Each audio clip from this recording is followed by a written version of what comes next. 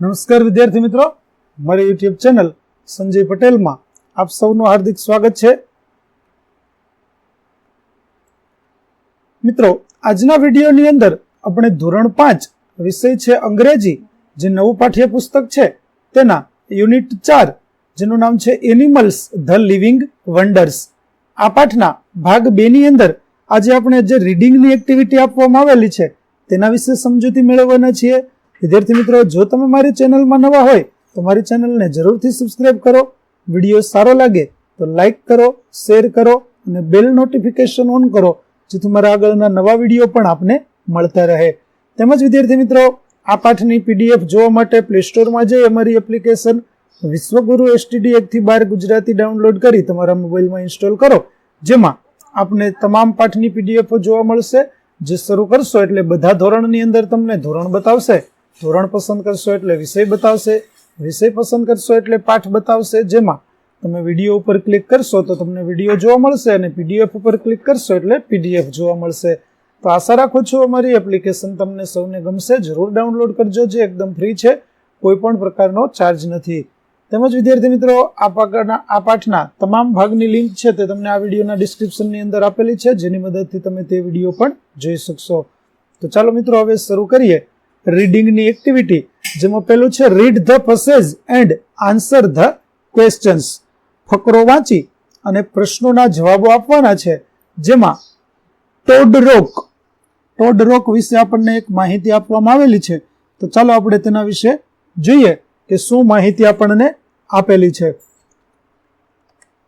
Look at the picture. આ ચિત્ર જુઓ. Doesn't it look like a giant frog? શું તે એક રાક્ષસી દેડકા જેવું દેખાતું નથી? જાયન્ટ એટલે રાક્ષસ અને ફ્રોગ એટલે દેડકો. It is not a real frog.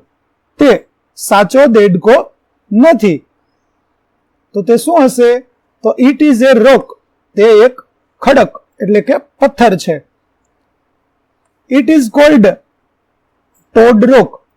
તેને ટોડ રોક તરીકે ઓળખવામાં આવે છે અથવા તો કહેવાય છે. A Toad Rock is like a frog. Toad Rock એ દેડકા જેવો દેખાય છે. Toad Rock is in Mount Abu, south of Nakki Lake. Toad Rock નામનો જે પથ્થર છે તે માઉન્ટ આબુમાં નકી લેકની દક્ષિણ દિશામાં છે. We can go to Mount Abu by car or bus. આપણે કાર અથવા બસ દ્વારા માઉન્ટ આબુ જઈ શકીએ છીએ. It looks like a big frog about to jump into the water of Nucky Lake. તે એવું લાગે છે કે જાણે એક મોટો દેડકો નકી લેકના પાણીમાં કૂદકો મારશે. If we climb up the rock, we see the wonderful green beauty of hills. જો આપણે પહાડોની અદ્ભુત લીલોતરી જો આપણે ખડકની ઉપર ચડીએ તો આપણે પહાડોની અદ્ભુત સુંદર લીલોતરી સુંદરતા જોઈ શકીએ છીએ. It is incredible to imagine you are standing on top of a giant frog, but Toad Rock is not easy to climb. એટલે કે એક રાક્ષસી દેડકાની ટોચ ઉપર ઊભા રહેવાની કલ્પના અતુલ્ય છે, પણ ટોડ રોક પર ચડવું સહેલું નથી. There are 215 steps to reach the top. ટોચ પર પહોંચવા માટે 250 પગથિયા છે. People walk up to experience peace. લોકો ત્યાં શાંતિ અને સ્થિરતા અનુભવવા માટે ઉપર ચડે છે. Some find it too difficult to give up. ઘણાને તે ખૂબ અઘરું લાગે છે અને અધવચ્ચે જ છોડી દે છે. Old people and young children should take extra care. નાના બાળકો અને વડીલોએ વધારે કાળજી રાખવી જોઈએ, ધ્યાન રાખવું જોઈએ. You should always carry enough water and snacks for the way.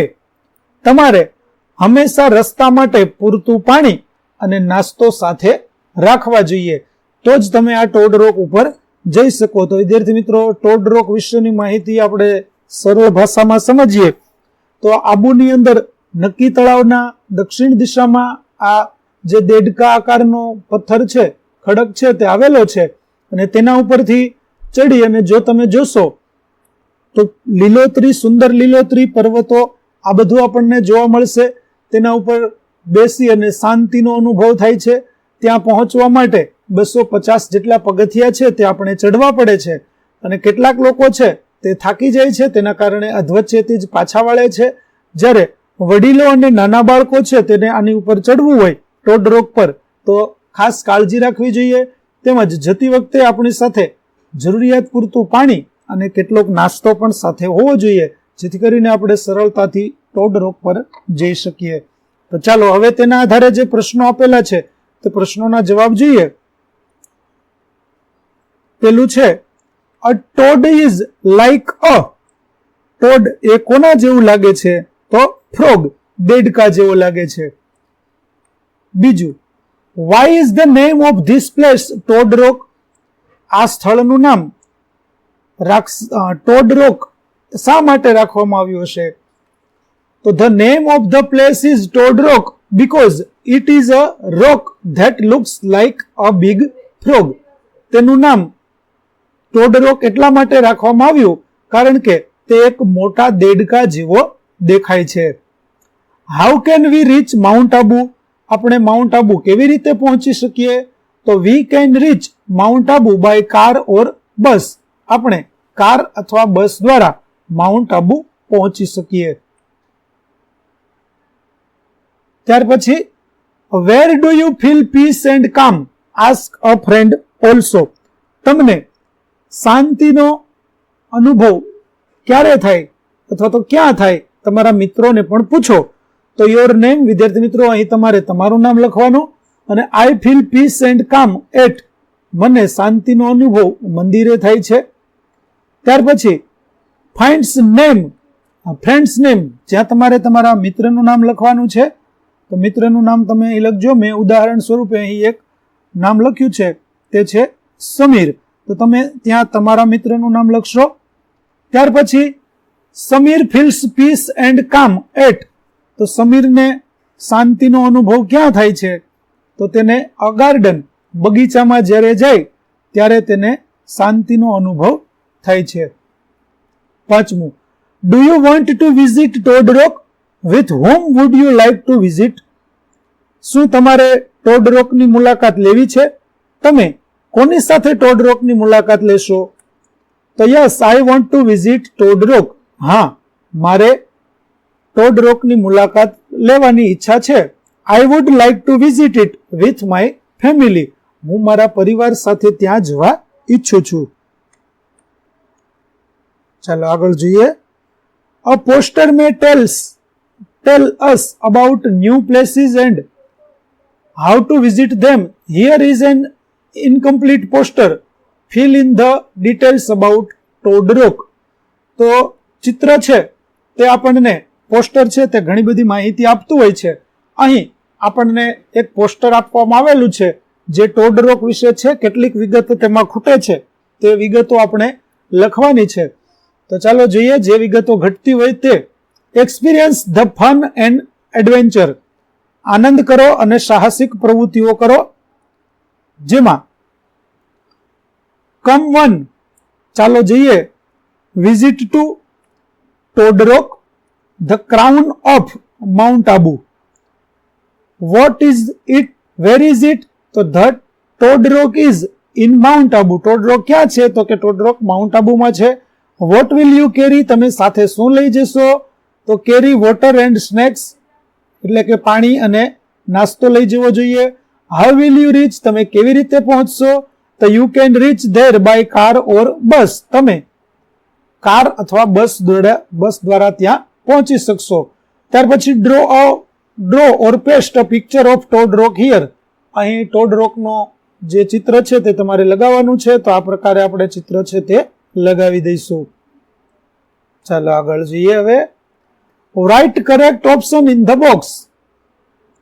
ચાલો હવે અહીંયા આપણે જોડકા જોડવાના છે, પણ આપણને ઉખાણા સ્વરૂપમાં જોડકા આપેલા છે, તેને આપણે પહેલા સમજશું અને ત્યાર પછી એ જોડકા સમજ્યા પછી તેનો આપણે જવાબ લખીશું. તો ચાલો પહેલા આપણે જોડકાને સમજતા જઈએ અને જોડકામાં શું આવે છે, કયો જવાબ તમારે લખવાનો છે તે જોતા જઈએ અને લખતા જઈએ. ચાલો પેલું છે ઊંટ. તો ઊંટને લગતું જોડકું છે તે ડી છે.